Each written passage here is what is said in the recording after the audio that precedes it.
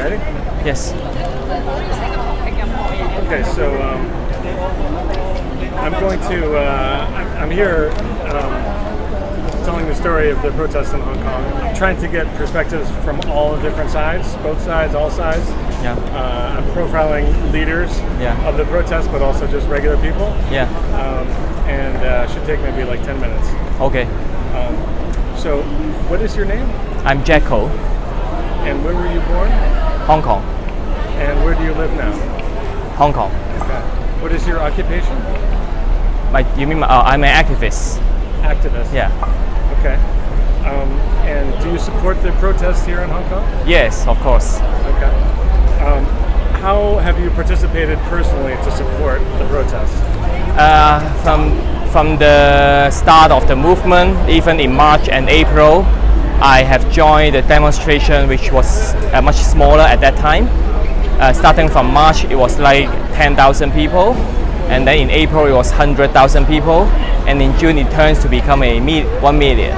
And I was in all these demonstrations, and we also campaigned for the workers' strike. We think that there's a need for escalation of the action in order to defeat the government, because peaceful demonstration itself is not enough.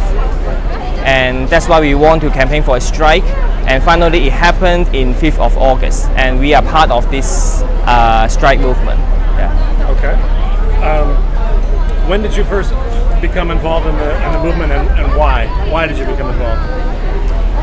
You mean for this movement? Yes, exactly. With the protests in Hong Kong altogether.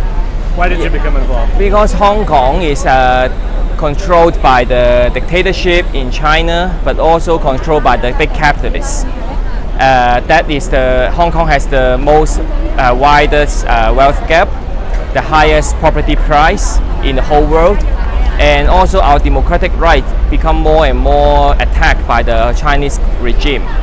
And we think these two issues are linked together, because the government do not allow us to protest. They don't want the poor people to organize together. They don't want the workers to go on strike, and that's why they attack our democratic rights.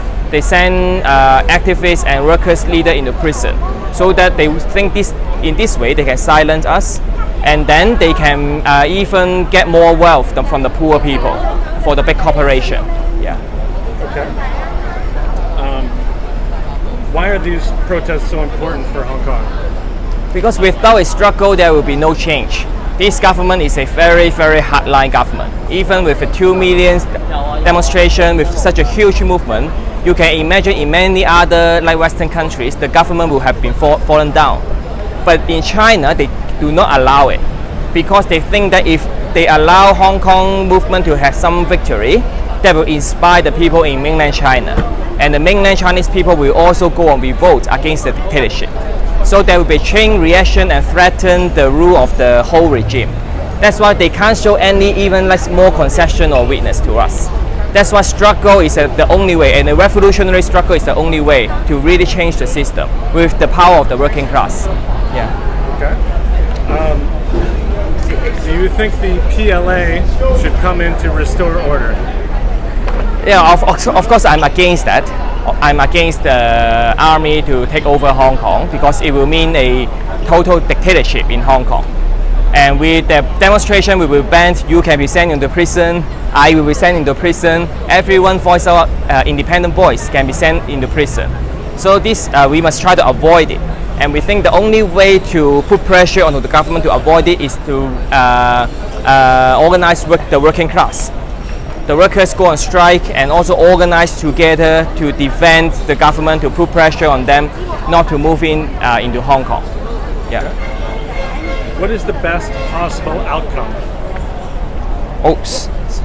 Sorry. For me, I think the only way to, of course, the victory is the best outcome.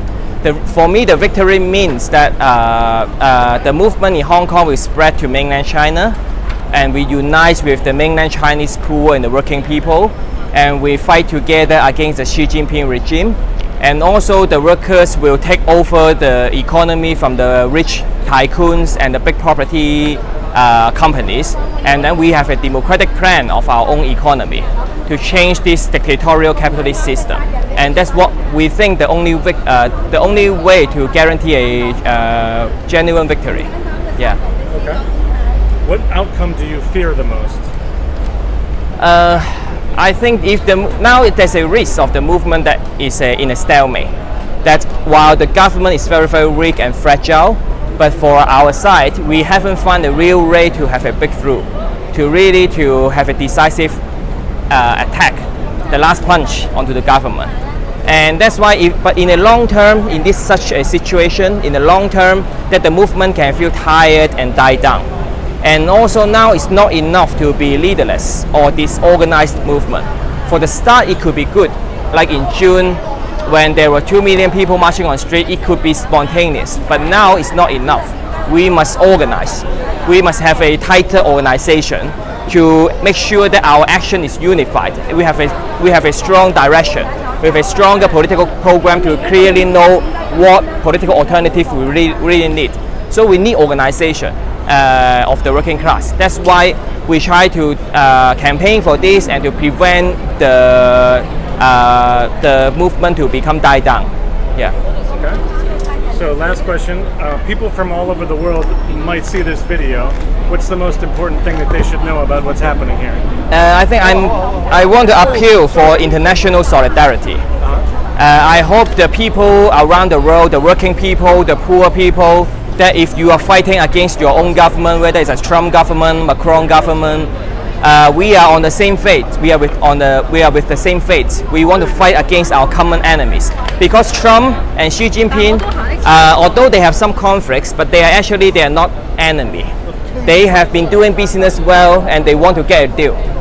And also, I find that in France, the movement in the protesters in the Yellow Vest movement, they also had a statement to support the movement in Hong Kong.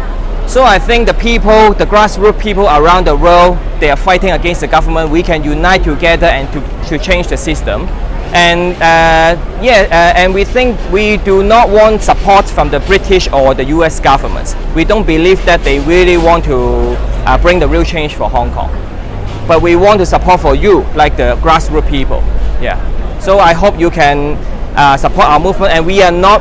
You can see some British flag or American flags in the movement sometimes, but they are just misunderstanding. They are the very minority. And some people, they are confused. They trust Trump's lies, and they think Trump will bring democracy to Hong Kong. But they are not the majority. Most people, we want a grassroots international solidarity. Yeah. Okay. Perfect. Oh, thank you. Thank you so much. So let me just shut this.